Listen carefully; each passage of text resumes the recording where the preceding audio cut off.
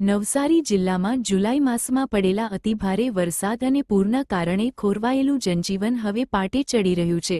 ભારે પાણીના પ્રવાહ અને ધોવાણના કારણે માર્ગ અને મકાન વિભાગ દ્વારા બંધ કરવામાં આવેલા જિલ્લાના આશરે 30 જેટલા મહત્વપૂર્ણ રસ્તાઓ પર યુદ્ધના ધોરણે મરામત કામગીરી પૂર્ણ કરી દેવામાં આવી છે।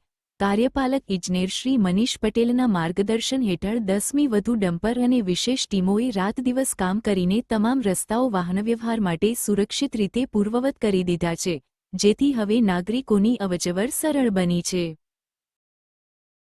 નવસારી જિલ્લામાં 22 અને 23 જુલાઈએ ખૂબ જ અતિ ભારે વરસાદના કારણે આખા જિલ્લામાં દરેક રસ્તાઓ પર ઓવરટોપિંગ થવાના કારણે અત્રેના વિભાગ હસ્તકના 30 જેટલા રસ્તાઓ બંધ હતા।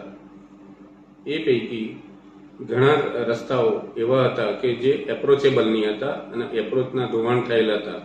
એ ધોવાણ અત્રેના વિભાગની ટીમો દ્વારા તાત્કાલિક મરામત કરી વાહન વ્યવહારને યોગ્ય બનાવી દેવામાં આવેલ હતી।